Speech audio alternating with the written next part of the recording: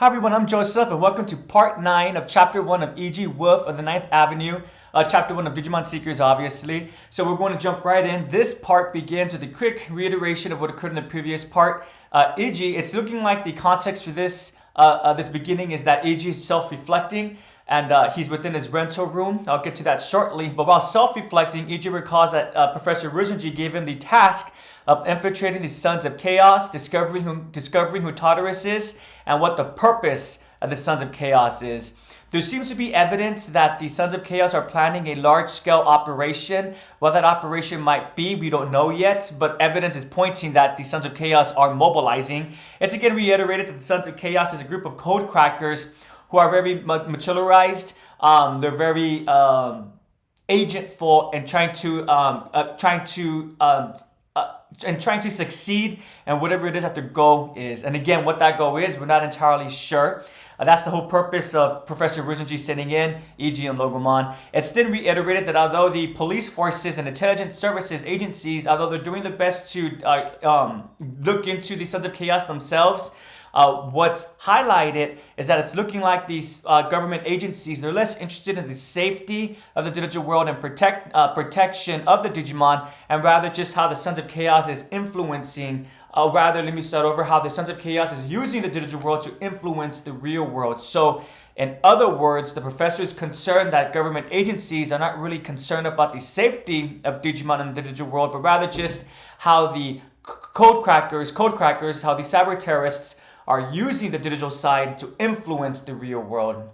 Hopefully that makes sense.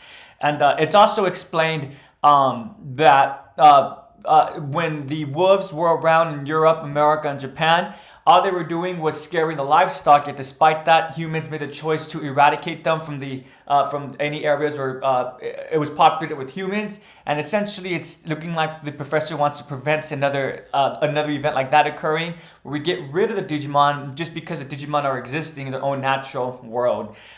It's also stated that Eiji, although he confirms that the reward for infiltrating the Sons of Chaos and helping the professor is quite great, it's the professor's passion. His passion towards protecting the digital world and ensuring the safety of Digimon that persuades Eiji into continuing to embark on this mission, this infiltration mission.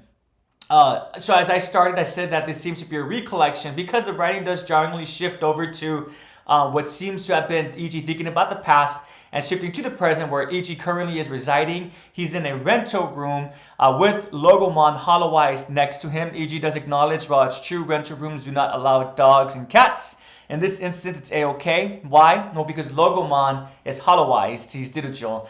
Eiji does speak. Give me a second, everyone. I'm looking at my...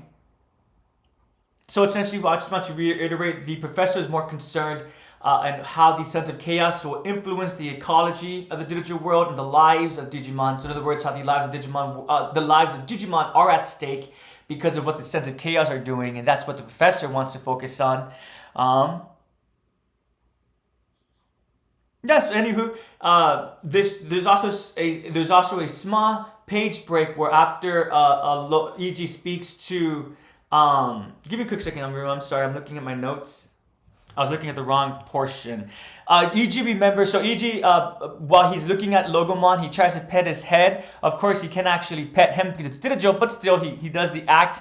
And despite no tangible effect, Logomon still growls towards Eiji. And Eiji actually thinks to himself, oh, you remind me of a dog that I used to have when I was younger. He was nice towards my parents, but for whatever reason, he acted the way you are towards me, Oni. And then after that, an alarm goes off. Excuse me, everyone. Actually, yeah, an alarm goes off. What Eiji just thought, he says out loud to Logomon, the dog memory or the dog comparison, and then his alarm goes off. And then at this point, Eiji says it's time to get to work. Logomon returns to Eiji's linker strap or his linker screen, and at this point, it gets really cool, really sci-fi. From his linker, a menu hollow-izes, and it's established, it's reiterated that this is only possible because of hollow-izing technology from the Denman Digital Lab. And so essentially, Eiji is able to operate the menu that's being projected from his linker. And again, I think that is a pretty cool minor detail. But could you sorry everyone, my cat is in front of my notes, so I'm kind of navigating between my notes and my cat. At this point, it's explained that joining the Sons of Chaos is actually not too difficult. In order to do so, it's actually like a part-time application process. One has to apply, and then someone reaches out to them, and then they set up an appointment time. And it's stated that Eiji has already done this beforehand, and so now we're jumping forward a little bit, or rather, after the alarm goes off, rather than seeing Eiji make the appointment, it jumps ahead to where he actually has an appointment with a senior member of the Sons of Chaos. We don't know who this interviewer is. All that's listed, it's just that their name is interviewer. How are they communicating? Eiji's communicating via with the interviewer via Grim, and more specifically, a voice chat, a voice call. So continuing forward.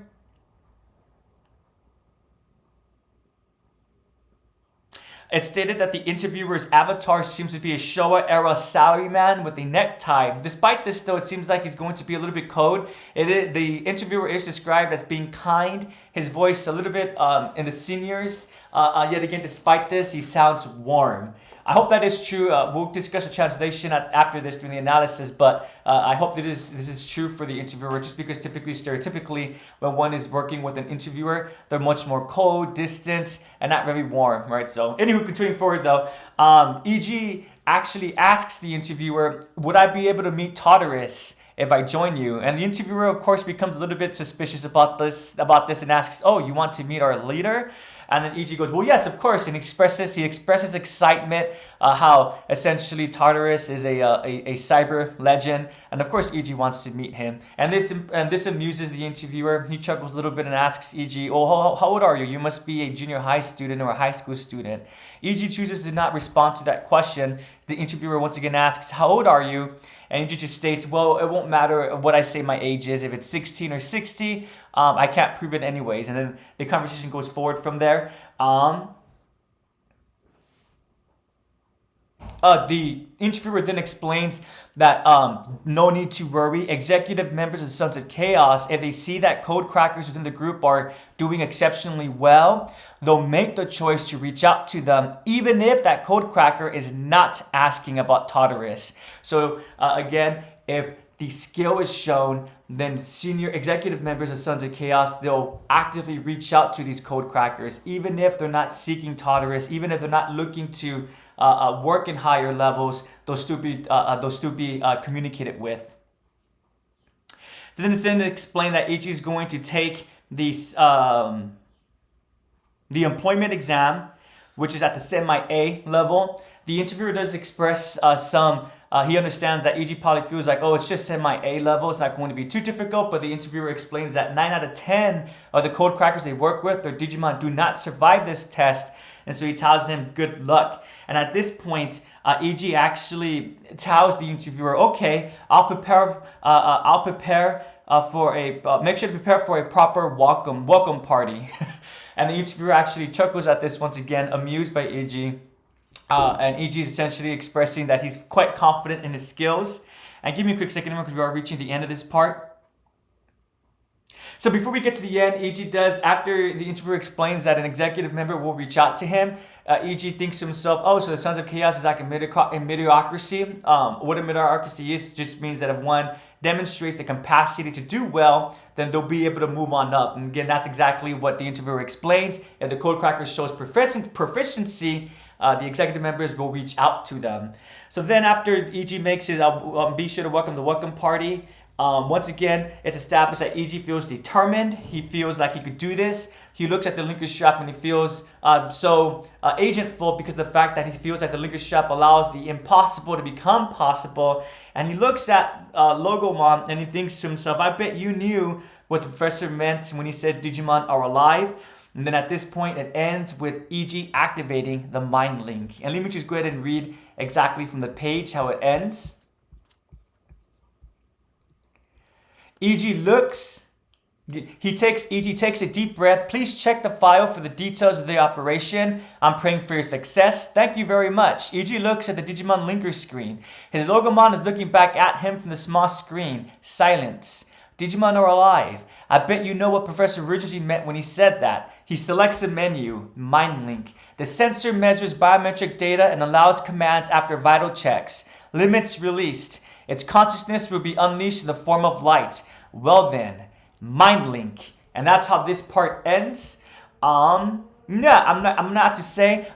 I thought this part was very exciting. We're starting to see the story moving forward, the narration moving forward. We already have everything that's built up and set up. The world that Sinkers is set in, how the digital world is operating within the real, or in relation to the real world, the different organizations that's operating within the Digimon Seekers, and now we're finally pushing the story forward. We're getting our protagonist doing an action where he's going to infiltrate the Sons of Chaos and figure out not just the identity of their leader, but also what is the end goal of the Sons of Chaos. I want to be completely honest with you guys. So far, although the Sons of Chaos has been discussed very negatively, I'm kind of getting the impression that they're not just completely black and white. There might be some nuance here.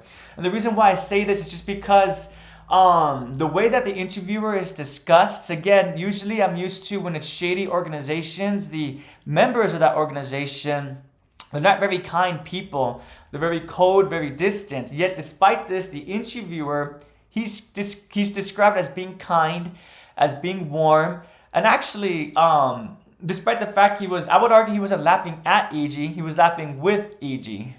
So again, just an individual who I would argue is one could have a conversation with. Before I continue really quickly the translation, so there are some translation issues. I'm hoping that it's not an error, that this interviewer is being described in such positive tones. Hopefully it is true. Another issue where the translation might cause some complications is when so actually I have it right here because I do want to look at it directly. Intelligence agencies and police forces from all over the world are involved, but Ruzenji is not at all concerned about the digital world. So they hired their own code crackers to investigate. So right here I'm taking some creative, I'm utilizing textual evidence to deduce my own conclusions. I don't believe this line is correct. Ruzenji is not at all concerned about the digital world. Even before this part, there's been plenty of evidence, textual evidence to suggest that's not true.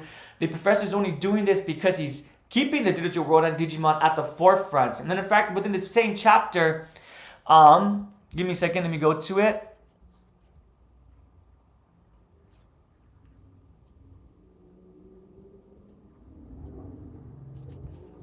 Excuse me, everyone. I thank everyone for their patience.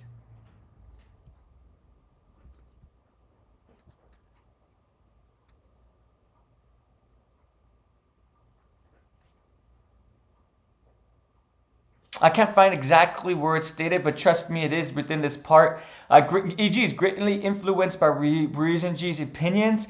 There's also another little part where it's expressed that Eiji is impressed by Ruzenji's passion about saving the digital world, and it's because of this that he feels inspired to complete the mission.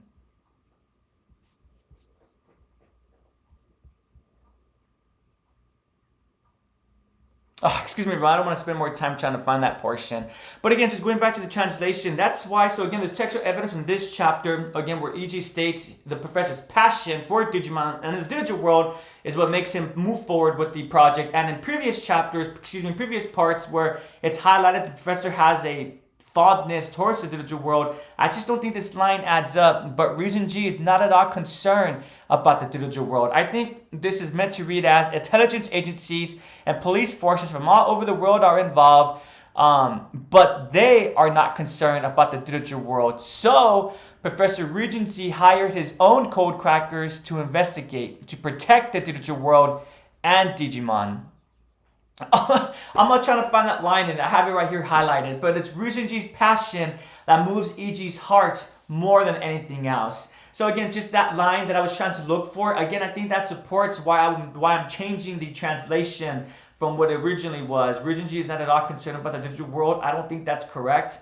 But anywho, so now that we discuss in translation, I really am appreciating what's being set up here. Again, it's while world agencies are aware about the digital world, it seems like it's only the professor who wants to research the digital world and see rather not how the digital world can assist the human world, but rather how the digital world just operates on its own naturally. And understanding that and then moving forward, can we formulate a relationship, an organic relationship between the digital world and the real world? And we'll see how this is going to play out as we continue moving forward. And yeah, give me a quick second. Everyone, let me go back to where I left off. So the bad translation. I know I said this last time. Oh yeah, reasons he's concerned. What I really liked about some more of the characterization. So I do have everything listed right here. Oh, actually, before I move on to the characterization, I do like how the writers for Seekers is incorporating real-world elements into their world. So in the past, wolves were eradicated in Europe, the US, and Japan simply because they tried to scare livestock. We must avoid reproducing such a tragedy in the digital world. Digimon are alive. Again, just really emphasizing that the professor is interested in the ecology of the digital world, the natural habitat that exists within the digital world, how Digimon interact within it. In other words, a really great example or simple way to think about this is if we discovered a new species of birds, we will want to know how they naturally interact with the world around them, the habitat around them, right? We wouldn't want to unnaturally make the bird react in such a way that the bird is not living its way naturally. It has to react to the human world. Hopefully that makes sense. I kind of feel like I'm a little bit all over the place with this video, but hopefully that's not true. Hopefully I'm just being hard with myself. So anyways, continue moving on forward to characterization. Once again, I need to do a better job of my connecting my notes to the quotes. Let me look over here.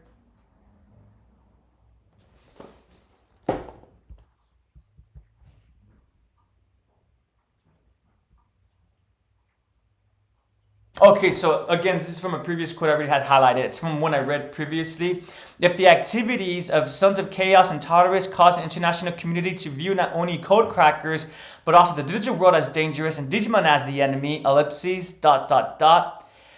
The ecology of the digital world, i.e. the lives of Digimon, will be at stake. So that last portion, it's reading like it's coming from the perspective of Eiji. He's having some realizations about what the professor is attempting to do, and his personal realization, that's also a factor in why Eiji wants to help the professor and why he wants to continue to, I keep saying continue, but why he wants to begin this infiltration mission. I think that's really great characterization because again, it tells us that Eiji's not just in this for the money, nor is he in this because he's being inspired by the professor. He recognizes that by helping the professor, he's doing some good. The outcomes that will come from this will help to make the digital world more understandable and thus erase some anxiety that the public will have whenever the digital world and Digimon become public, whenever it becomes public knowledge. Hopefully that makes sense. If it does not, please do let me know in the comments or via messaging.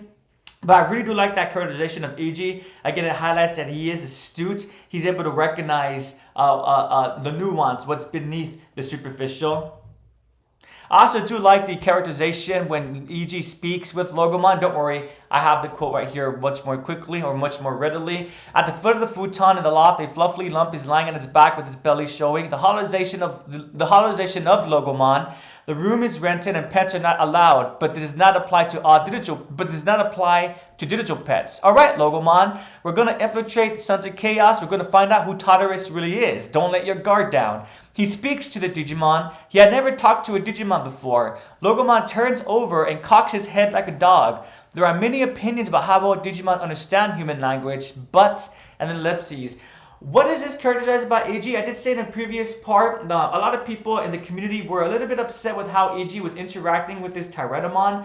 But again, I would argue that the reason why Eiji was acting like that was not because he's a quote-unquote heartless individual. If he had a real dog, he would be kicking the dog, doesn't really care if the dog is fed or not. No, I don't think that's what's implied. The only reason why Eiji was treating the Tyrannomon the way that he was is because he did not think that they were alive. He thought that they were just programs. And a really simple example for this would be if anyone plays video games like Elder Scrolls, Fable, and so forth. When the game allows one to commit atrocities, right? Most of us, we typically do those atrocities. And what does that say? It's not that we want to do that. Rather, it's not that we want to do that in real life or that we're bad individuals.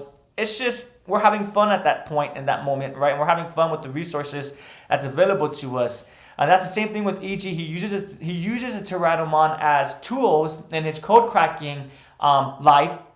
But yet once he discovers, he being Eiji, that Digimon are alive, there's been no textual evidence to suggest that Eiji's attitude is changing. His behavior towards Digimon is changing. And I would argue more for the positive. If Eiji had his Tyrannomon out, I think he would interact them in a more positive manner. Maybe not as cute as with Logomon, but I think we're kind of doing a false equivalency. I mean, Logomon is described as very cute versus Tyrannomon, which is very much a T-Rex, right? T-Rex are cool, but there's a difference between cool and cute.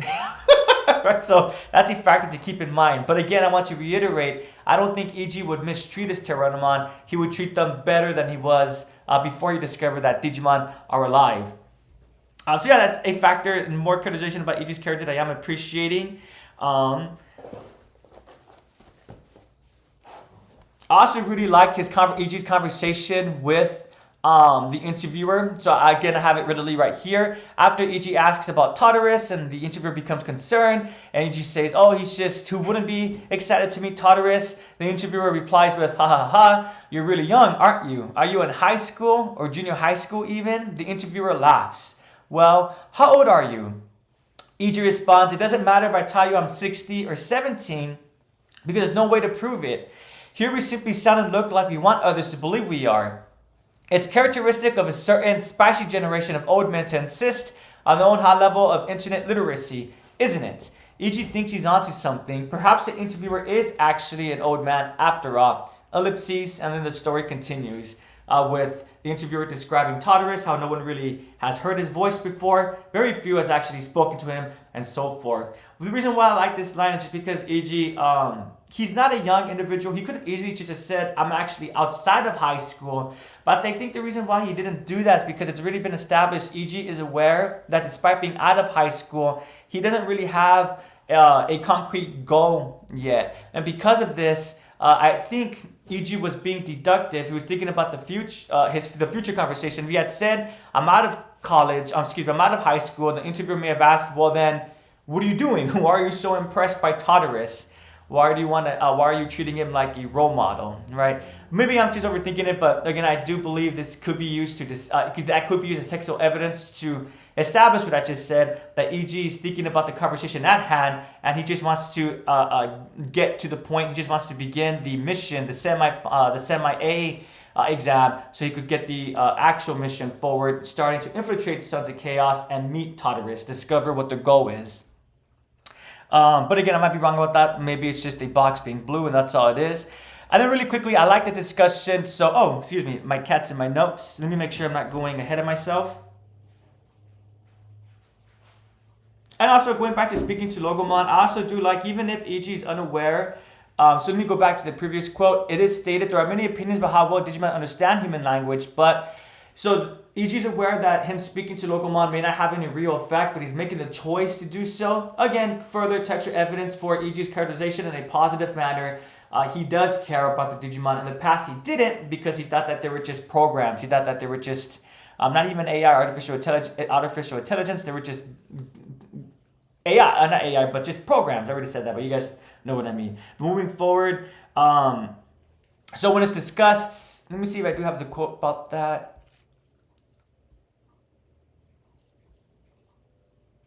Okay, so I do. If you are the genius cracker, so the interviewer tells Eiji, if you are the genius cracker you think you are, and you have a good track record, one of the executives will get in touch with you even if you don't inquire further. If you can get into the chat room, you might be able to talk to Tartarus. It looks like this is going to take a while. I know how to get close to the leader Tartarus. I will participate in Sons of Chaos activities and make a name for myself. This is clearly a meritocracy. So what is a meritocracy? I did explain this kind of during the summary. It just means that if one has a capacity to move up, then they'll be able to do so. Why are they able to move up? Not because of their resources, but because of their internalized agency. In this, to apply it to right here, if the Digimon Seekers World was real, and a code cracker joined the Sons of Chaos, let's pretend that this code cracker has no intention of working with Tartarus. He just wants to work with the Sons of Chaos because they could make the most money from working with them, he or she. Again, they don't care about moving up. The senior members, the executive members in Sons of Chaos, they'll recognize this skill and they'll actively reach out to them and ask them, hey, we see that you're really proficient at these certain areas. Did you want to possibly move on up and join the inner circle? And the individual can make the choice yes or no. So that's what meritocracy is referring to. I think it's really cool that Digimon Seekers has a word like this within their storytelling. And that's really the only reason why I wanted to discuss it and mention it. But yeah, we'll see if the Sons of Chaos truly is a meritocracy as we continue forward. All right, so we're almost done with the analysis. So, all right, so continue with the interviewer. You're probably thinking, do I really want to try a semi-A? 9 out of 10 cases, you'll lose your precious Digimon. Needless to say, we cannot insure them or provide compensation for their loss. Understood? I'll prepare for a proper welcoming party. Welcoming party? What do you mean? We're celebrating the birth of a new Sons of Chaos executive. Big words, but it's not a foolhardy move on Eiji's part. Eiji has something special in store for them. So I just really like this line. Well, first of all, in the first portion, 9 out of 10 times the Digimon do not survive. So this test that Eiji's about to do, obviously, even though it's a semi-A, it's not something to scoff at. One should be going in with a mindset that's focused, prepared, and ready to do what needs to be done. If not, then you're going to run the risk of losing your Digimon. I love how, I think in the past, before Eiji got Logomon, this probably would have frightened him a little bit. Maybe not frightened, but made him nervous, apprehensive a little bit, right? Oh no, I already lost a Tyrannomon to catching a Modoki Betamon. Now I might be losing another Tyrannomon just to be doing this mission, this infiltration mission. But the reason why Eiji feels pretty confident is because, as he expresses himself, he essentially has gotten an upgrade. But just because you get an upgrade, that doesn't necessarily mean anything. It's how you utilize or apply that upgrade. And I think that's why Eiji's feeling pretty confident, because he has code cracking skills. Now he has the resources to really refine those skills, and now he's going to show people what he's able to do. And again, the professor chose to work with Eiji for a specific reason, right? I don't think he would have just given the linker strap just to any code cracker. He was specifically looking for a code cracker who's individualized, determined, and wants to use your agency to create some form of change. And thankfully, that seems to be who Eiji. That seems to be Eiji to a T so far, right? So yeah, I just thought that was a really cool line, and especially that second part. Understood. I prepare for welcoming. Understood. I prepare for a proper welcoming party. We're celebrating the birth of a new Sons of Chaos executive. I don't think this line is meant to make Eiji sound arrogant. Rather, it's just further indication that he's growing as a protagonist. Again, at the beginning of the story, I think he still would have that determination still, but he would have been a little bit second guessing himself. Oh no, will I be able to do this? Oh no, is this really going to affect me if I lose my Tyrannomon? So I think this is character growth to demonstrate, to show the reader that Eiji is already growing, his life is already changing, and we'll see where the story goes from here. But I am appreciating that. Oh no, my cat, she went in front of my notes. Let me look at it really quickly. Oh yeah, so the mission name, I think the mission name is quite cute as well, Eiji. Oh, I thought I had that. It's fine, we don't need to read the quote directly, but when the interviewer asks him what should the mission be called, a wolf at the back gate. So really quickly, I think Eiji does need to work on his infiltration skills. If you're going to become a spy, you probably shouldn't be asking people if you're going to be meeting that person you're spying on, right? The person you're trying to infiltrate to gather information. But here's Eiji going, oh, will I be able to meet Tartarus? Right? Like, whoa. Kind of reminds me like The Sopranos, when gangsters, mobsters get caught and they're trying to blackmail Tony because they have a wire on them. Oh, Tony, so what are we going to do with that money that we stole last week? What about that one time we murdered someone, right? So, come on, Eiji, take it a bit more slower. And then we have this part at the end where a wolf at the back gate, it's like at the back gate, maybe because we were privy to the, as audience readers, we're privy to the details behind the story, but I can't help but feel the back gate, that's Eiji being coy. I'm going to infiltrate you, not through the most obvious way, but through a more secretive, coy way, right? Again, maybe I'm just overthinking this. Maybe he's just saying wolf, a wolf at the back gate because he's just trying to enter, and because he's doing this properly, right? He really did the interview, he set it up, and he's speaking with he set up the appointment he set up an appointment for the interview, and he's speaking with the interviewer, right? So again, I can't help but feel like a wolf at the back gate, that's a reference to his mission, his personal mission.